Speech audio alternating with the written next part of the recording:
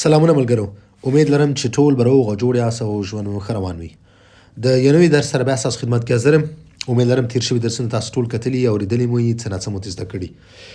نن هم زموږ درس چې کوم دی هغه پریزان د لندیکاتیف کې دی، هغې باندې دی په پریزنټ انډیفینټ باندې یا سمپل پریزنټ ټنس باندې دی. په تیر شوي درس کې موږ په اولني ګروپ افعالو باندې د هغې په سټرکچر باندې خبره کړې وه چې څنګه به تاسو دا بدلوئ او په پریزان د لندیکاتیف کې به تاسو د اولني ګروپ افعال څنګه استعمالوئ، څه تغییرات پکې راولئ. ما تاسو ته سټرکچر لیکلی و، بیا مې هلته یو مثال کې مې جملې جوړې کړې، بیا څه ملګرو دوه درې ملګرو کمنټونه کړي وو چې باید زه دې باندې یو ویډیو بله جوړه کړم، یو دوه مثاله درې مثاله نور جوړ کړم. نو یو دوه افعاله ما نور راخیستي چې تاسو ته پرې نور یو دوه مثاله یو ویډیو وړه جوړه کړم تر څو تاسو په دې باندې نور هم په بهتر ډول باندې پوه شئ. ښه، په زموږ ستاسو درس پریزان د لندیکاتیف دی او هغې کې به موږ پریمیر ګروپ د ورب باندې به خبره کوو، اولني ګروپ افعال باندې خبره کوو، یا هغه افعال چې کوم د ار یا ای آر سره ختمیږي. صحیح ده؟ لکه مانژې تاسو ته ما یو مثال راوړی، مانژې ته که تاسو وګورئ هغه ای آر سره ختمیږي. مانژې څه ته وایي؟ خوړلو ته وایي. یو فعل چې کله هغه په اصلي حالت کې هم داسې لکه مانژې اوس په اصلي حالت کې دی. صحیح ده؟ نو هر کله چې دا بیا موږ په دې زمانه کې استعمالوو نو که موږ سره کم فاعل راځي، کم ضمیر زموږ ستاسو کم سبجیکټ اولنۍ حصه چې کوم د جملې هغې مطابق دی که موږ تغییرات راولو. لکه تاسو ته ما ویلي و سټرکچر که تاسو ته یاد وي چې هر کله تاسو سره ژ راشي، ژ سره بیا به تاسو ورب سره ای اضافه کوئ، آر به ترې ختموئ. دغسې که چو تاسو ته راشي نو تاسو به ای اس راوړئ، آر به ترې ختموئ. دغسې که ایل یا ایل یا او راشي تاسو به آر ختموئ، ای به راوړئ. دغسې که نو راشي تاسو به او ان اس اضافه کوئ. دغسې که وو راشي نو تاسو به ای زد راوړئ، آر به ختموئ. دغسې که ایل جمع راشي او د ایل جمع راشي نو بیا به تاسو ای ان ټي راوړئ، آر به ختموئ یو فعل سره. اوس مانژې دی، ګورئ تاسو ته ما مثال په مانژې کې د ټولو فاعلو سره دې باندې ما جملې جوړې کړي دي. تاسو اوس ورته ګورئ، تاسو بهتر ډول باندې پوه شئ چې کوم تغییرات د کم فاعل سره یا د کم سبجیکټ سره کم تغییرات راغلي. اول که تاسو وګورئ ژ مانژ، تاسو وګورئ موږ ته آر ختم کړی او صرف ایم راوړی دی، ژ مانژ، چو مانژ. ګوره آر هم ختم کړی، هغې په ځای هم اس راوړی دی. ایل یا ایل یا او مانژ، دلته هم د اولني ژ په شانتي صرف ای مو راوړی، آر مو ختم کړی دی. ایل مانژ، ایل مانژ او مانژ. صحیح دی؟ دغسې موږ سره نو سره نو مانژو، نو هر کله چې تاسو سره نو راشي تاسو به ورسره او ان اس اضافه کوئ. خو دلته ای هم شته، ای او ان اس دی.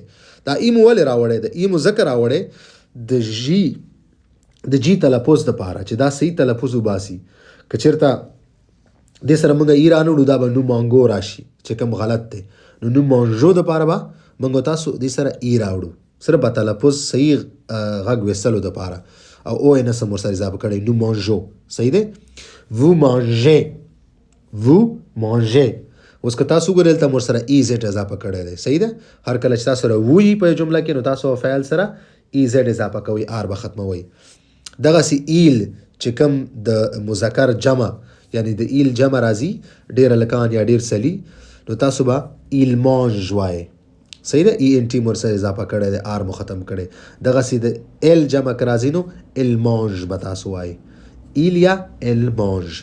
زه یو ځلې بیا تکراروم: je mange, tu manges, il mange, elle mange, on mange.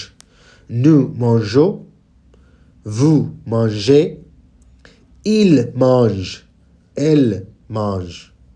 صحیح دی؟ دغسې که موږ سره وګورو بل دویم مثال دی regarder. regarder ویلی کېږي کتلو ته. که تاسو وګورئ دا هم د ای آر سره ختم شوی، نو ځکه دا اولنی ګروپ افعالو کې راځي. نو هر کله سره چې تاسو سره دغه افعال دی تاسو به څنګه بدلوئ په جمله کې استعمالوئ.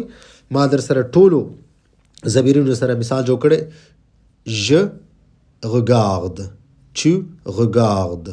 ګوره اولنی ژ سره هم صرف ای راوړی، آر مو ختم کړی.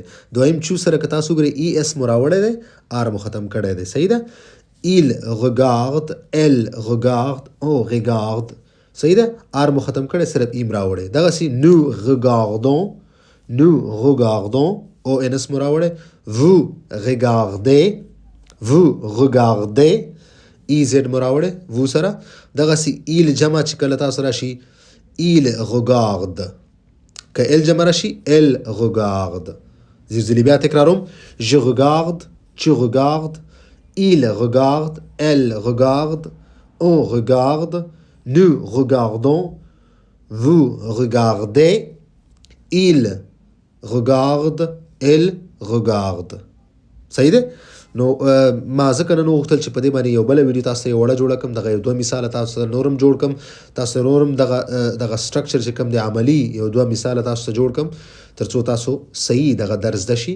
نو دې دپاره دغه نننۍ ویډیو ما مختص کړې وه.